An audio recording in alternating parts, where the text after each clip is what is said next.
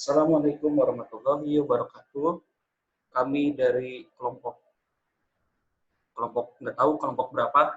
eh, Kami akan mereview jurnal ya, mereview jurnal yang berjudul Does Learning to Read in a Second Language Always Put the Child at a Disadvantage? Some counter evidence from Morocco.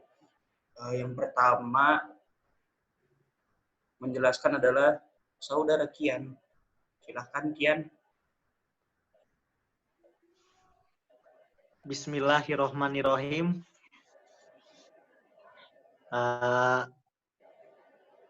Saya di sini akan membacakan pendahuluan dari hasil review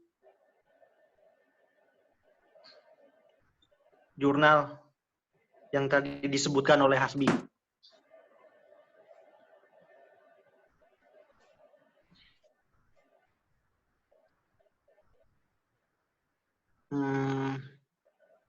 Maroko merupakan negara multilingual, Arab, Berber, Perancis. Penggunaan bahasa didominasi Arab, tapi alih kode dan campur kode Arab Perancis. Penggunaan bahasa Maroko, bahasa oral dan terlepas dari segi bentuk baku.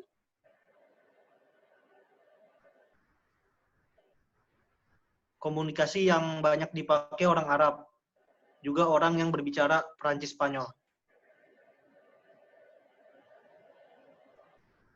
Penggunaan Arab Fusha sebagai bahasa dalam instansi mempelajari bahasa ibu Arab Maroko atau Berber, lalu belajar bahasa Perancis. Anak-anak Berber yang belajar di prasekolah Quran, mempelajari bahasa Quran standar Arab sebagai bahasa biling kedua. Terus ada metode penelitian. Jadi metode penelitian di sini, metode penelitiannya menggunakan pengambilan sampel beberapa kelas di 5 sekolah. Penelitian ini menunjukkan bahwa anak-anak yang berasal dari bahasa ibu Arab atau Berber saat berada di prasekolah, baik prasekolah Arab atau Berber, lebih banyak anak yang mengerti bahasa Quran atau Arab standar dengan logat Arab atau Berber. Terus ada hasil penelitian akan dibacakan oleh Lutfi, Min, dan Jamin.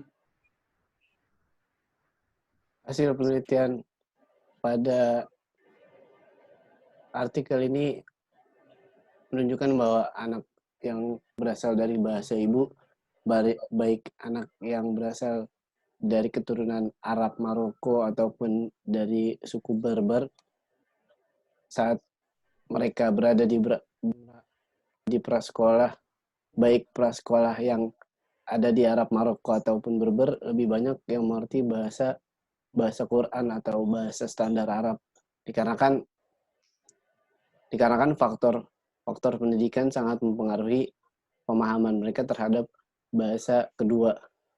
Nah, terus dari hal itu ada beberapa tes yang dilakukan untuk mencapai hasil.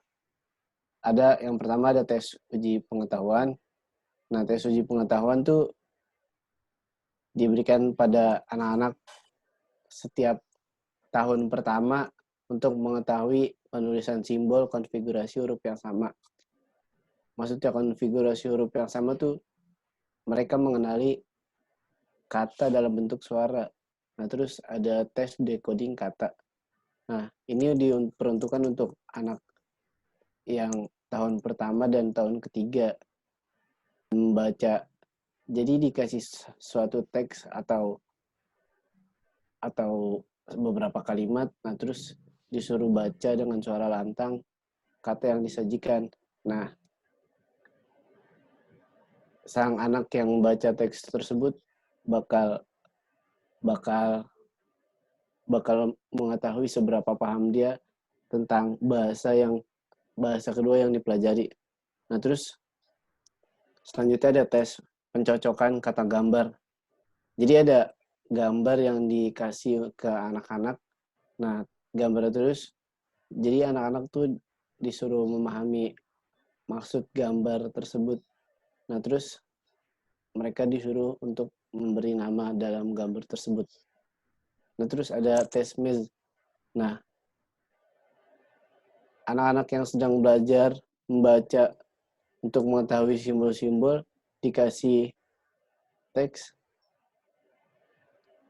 Setelah itu mereka disuruh memahami maksud dan tujuan teksnya dalam tingkatan kalimat. Jadi bukan lagi pada memahami kata per kata, melainkan sudah tahap per kalimat. Nah, terus ada tes komprehensif.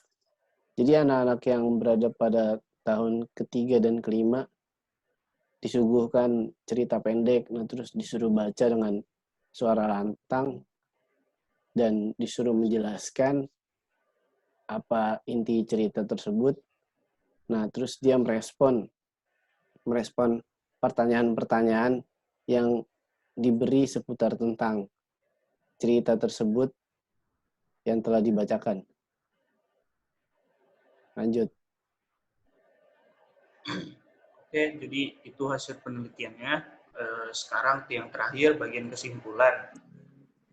Jadi kesimpulan dari makalah ini yaitu studi dari makalah ini memberikan contoh perbandingan terhadap klaim yang diterima secara umum bahwa anak-anak mengerjakan tugas sekolah mereka dalam bahasa kedua berada pada posisi yang kurang menguntungkan pada tahun-tahun sekolah dasar.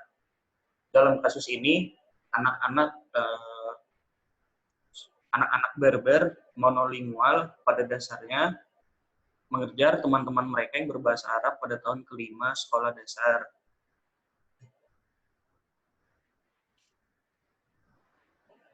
Sekian dari kelompok kami.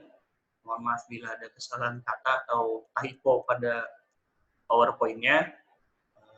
Syukron. Wassalamualaikum warahmatullahi wabarakatuh.